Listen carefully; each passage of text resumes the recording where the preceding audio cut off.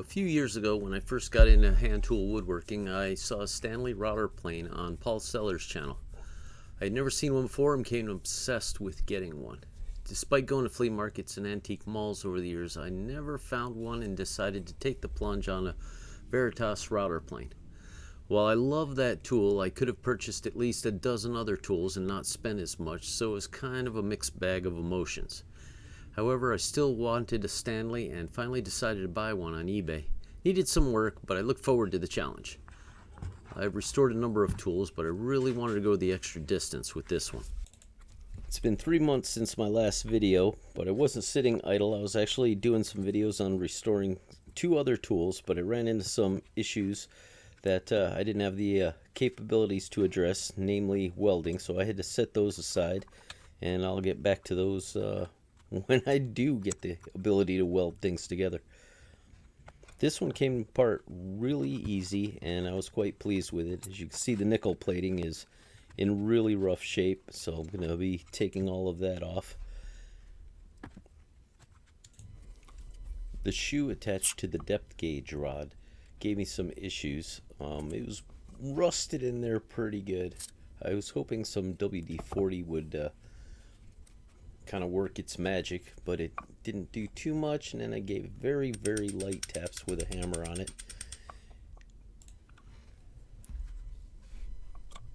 As you can see, none of this really worked, so I was getting a little frustrated, but I had another trick up my sleeve, and using my arbor press, it made quick work of it and got that out of there with no issues.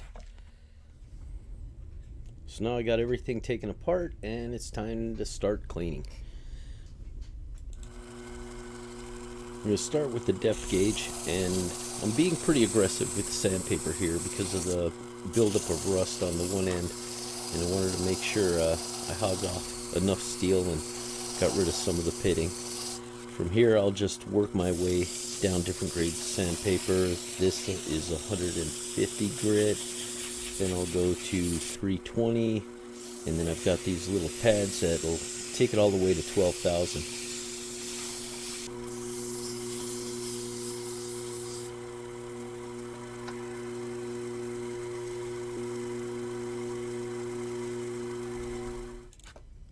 I was really pleased with how this turns out, and I was pretty confident that the rest of it would polish up pretty nicely as well.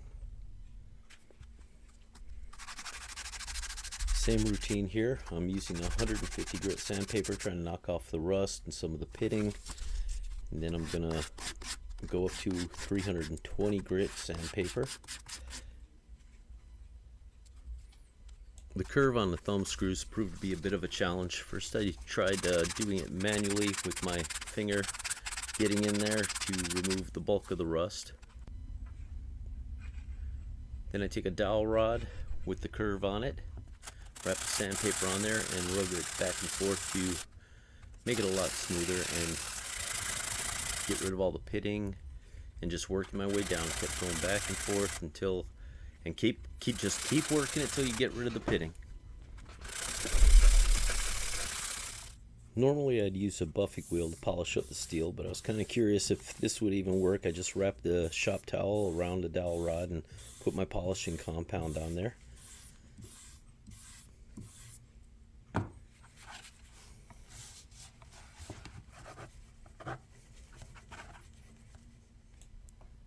It actually worked pretty good. Looks a lot better than when I started, so I was quite pleased with the results, but I'll probably work it some more.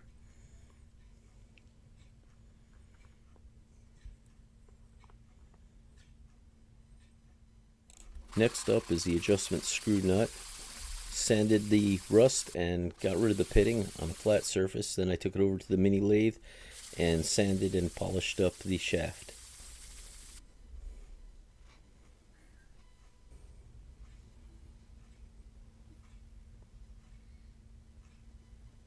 Still some minor scratches, but I'll polish those up later. For the blade, I'm going to go ahead and take it over to my wire wheel on my bench grinder and just work off the rust and anything else that's built up on there. Makes pretty quick work of this.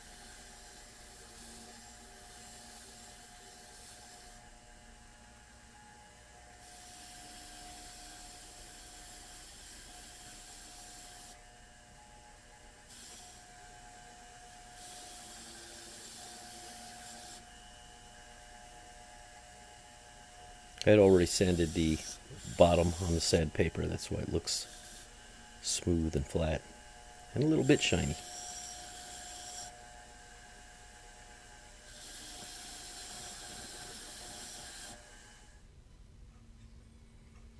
I'll revisit that later on.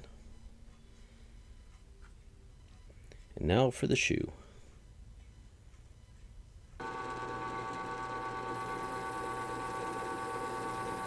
Put a wire brush in the drill press to clean out the hole. Then back to the wire wheel. Got to get all that nickel plating off of there.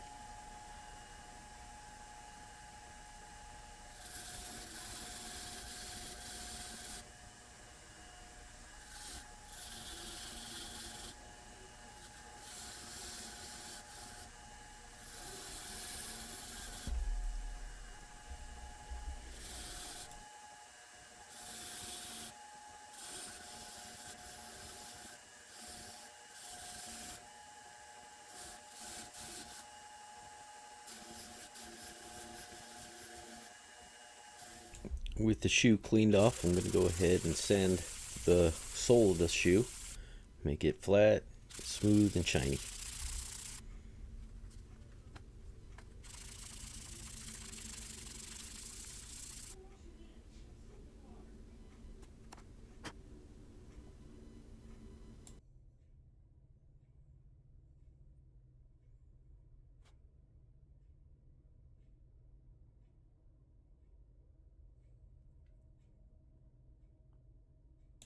Time to clean the clamp and thumb screw. And you've seen how I did that with the other thing, so no need to show you that again. It's just a wire wheel, sandpaper on the dowel rod.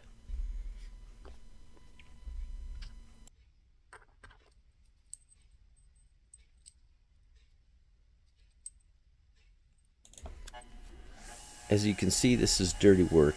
You can use latex gloves, but I have a habit of accidentally brushing my fingers against the wire wheel and I end up shredding the thing, so I don't even bother with them anymore.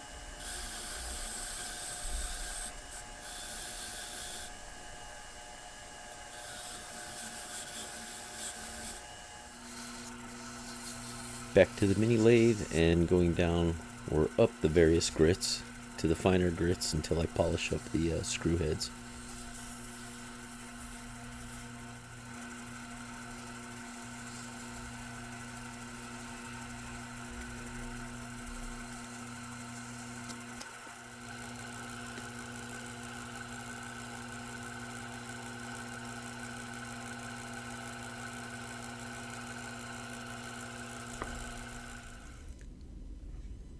These screws turned out really nice. I was really happy with them, but I think it's time to go in the house real quick and wash my hands because I'm getting that dust on parts I've already cleaned. Now it's time for the main body of the plane. Lots of nickel plating, got to take all of that off.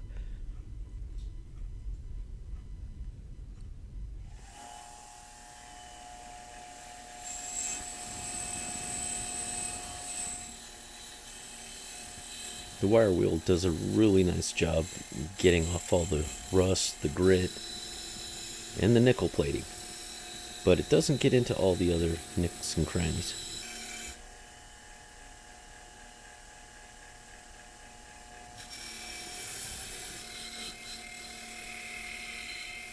It also makes quick work on screw threads. I went ahead and did the same thing on all the other thumb screws to get them all cleaned up in the threads.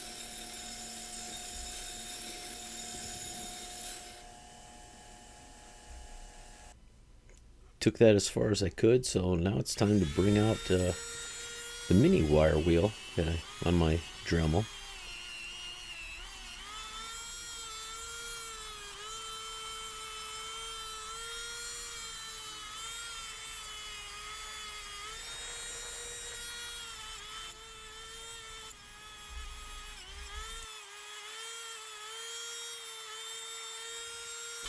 Based on the markings, this is a Stanley 71 Type 8, which was manufactured between 1909 and 1915, making it over 100 years old.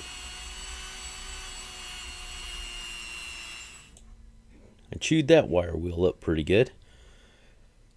Now, new Dremel wire wheel costs about $5, but on Amazon I found these knockoffs. They were 60 of them for $17, or about 28 cents a piece. And you kind of get what you paid for. These things look a little raggedy and weak. You really want to use these at lower speeds, but I've got an old Dremel here. My old Reliable I've had for about 35 years, and it's got one speed, and that's fast. However, I do have this foot treadle that I have, which is probably about 35 years as well, and you can control the speed. And it's actually a lot nicer than the variable speed, because you don't have to mess with the dial while you're holding it in your hand. You can just step on the pedal and do it, and it worked really well.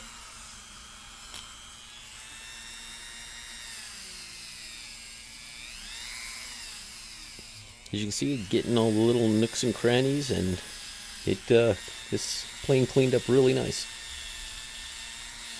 I do have a newer Dremel with a variable speed, but it's a bit bulky, and I find this one a bit more comfortable. I do have the hose attachment, so you can have the little handheld part in your hand, but it's kind of buried in a box somewhere. I'm not going to go digging it out.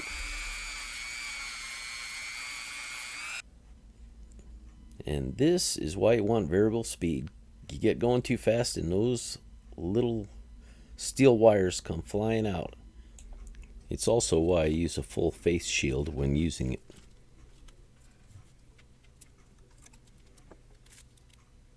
Time to clean up the sole. It's got a flat board here with some carpet tape, double-sided tape.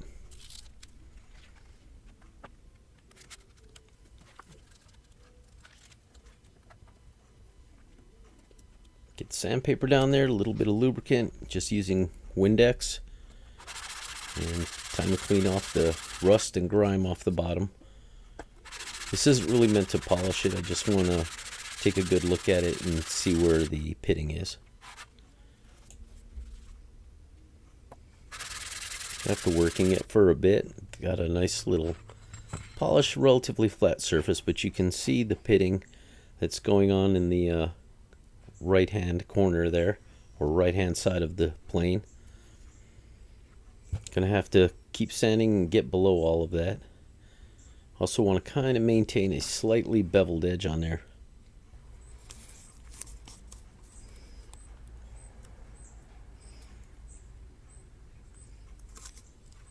Now I'm going to go ahead and tape up the parts that I don't want to get primer and paint on.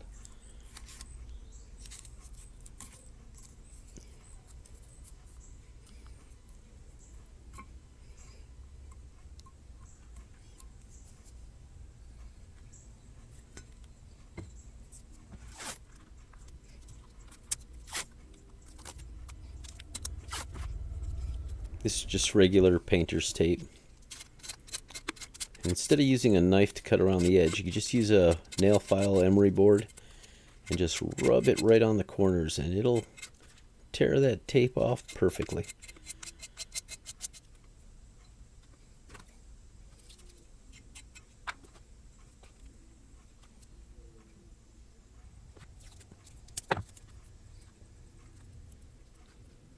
You're just doing one from start to finish on the shoe.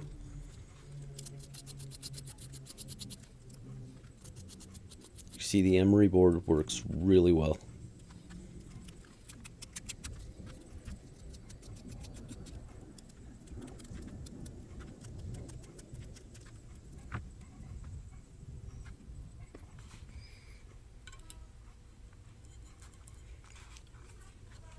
Just going to stuff some shop towels into any of the screw holes. Make sure the paint don't get in there. Next up, you got to clean it all off with some acetone. That'll pick up all the dust, get rid of any oils from your fingers to make sure the paint sticks really well, or the primer I should say, because I'm going to prime it first and then paint it.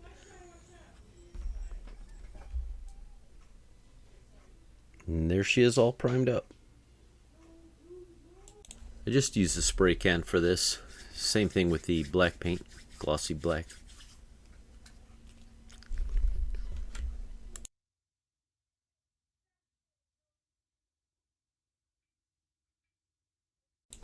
Last but not least, it's time to take care of these knobs. They're actually really nice, good condition, a little dirty. So I'm just going to go ahead and put it on the drill press. I ran a bolt through there, so 4/0 steel wool. That'll get a lot of that dirt and grime off of there. A little bit of paste wax.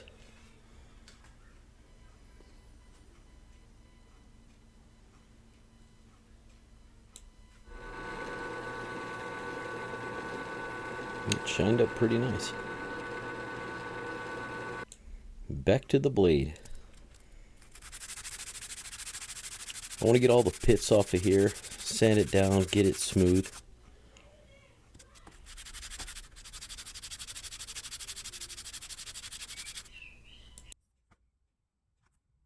Next step is some perma blue. It's going to blacken the steel. It's a multi-step process. You got to rinse it with cold water. After you've got a layer down, then rub it with some steel wool, put another layer down, get it as black as you need it to be, and then you soak it in oil so that it won't rust up on you. Here I'm using my diamond plates that I use for sharpening my plane blades. There's a coarse, medium, and fine.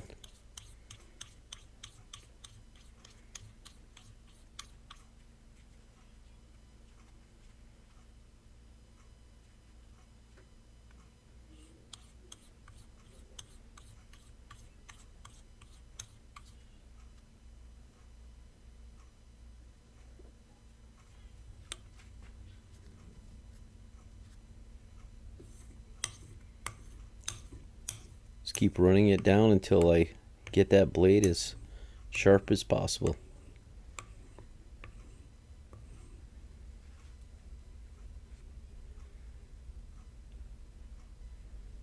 And smooth.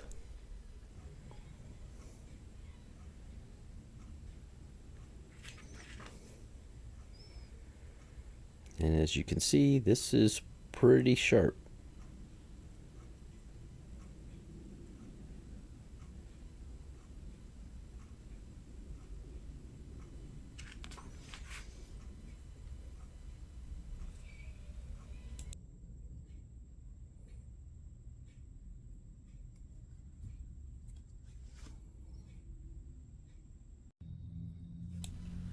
Got the adjustment screw polished up pretty nice. I'm going to give it a test on here.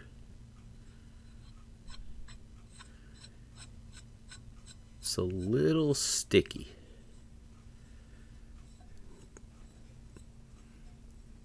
There is some residue from the tape on there, which is being pushed through, which is what you see coming out of the top. But I'm going to go ahead and use a tap to redo the holes. That'll clean them out. As you can see, it gets the dirt, any rust that's in the cracks of the thread. And did that on all the screw holes and this cap.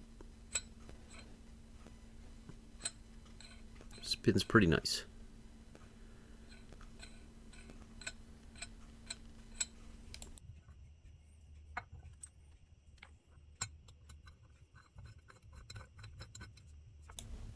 Now it's time to put it all back together.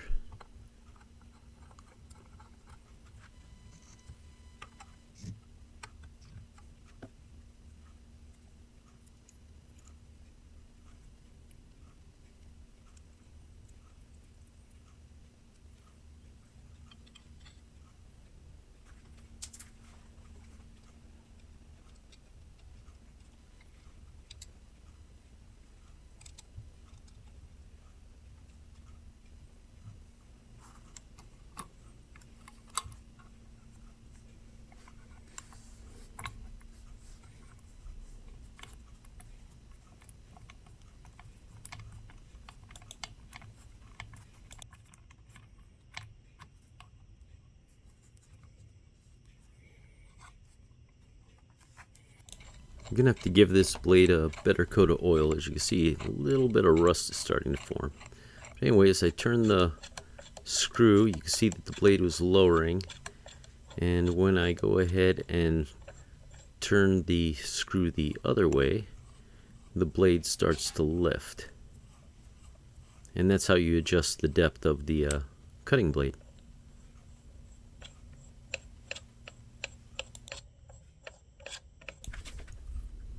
Time to see how well this is going to work. I'm going to go ahead and cut a rebate into this wood, or a rabbet, depending on whether you're in America or England.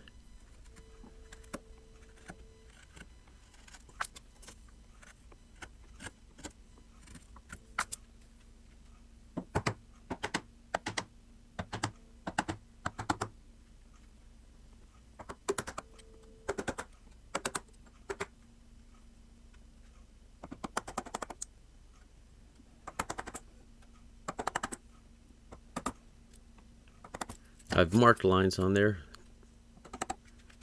to guide, and I'm staying off these lines. What the router plane does is it creates a parallel surface, or a recess. So notice I stayed off the line with the chisel. The chisel is going to be a bumpy surface.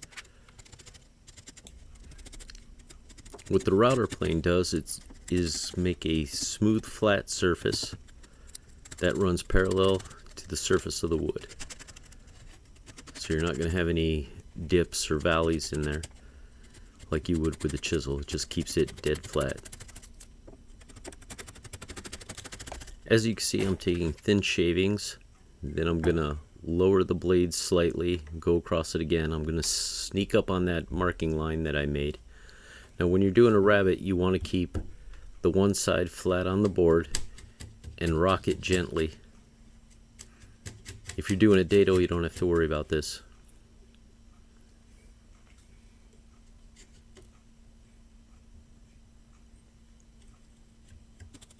It's actually a very fun tool to use, very relaxing. Again, as you see, I'm really close, probably hitting the line right about here. Again, you just small increments, lower that blade down until you get on that line. Then you get a smooth, flat surface on your board, and it will be dead flat.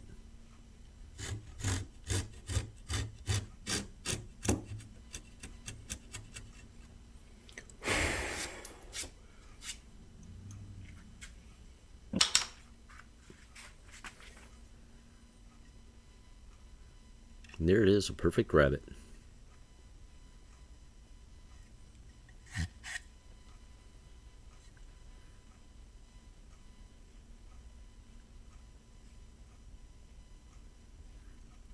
Where it really shines is if you're doing dados. It's the same routine here with the chisel. Get it down close to my depth that I want to get to. As you can see now, I don't have to worry about that rocking because it's got a base for both sides to lay on. And then just keep going back and forth, lowering the blade, and then you insert your wood, and nice little bookshelf joint there. All in all, I'm really pleased with how this turned out.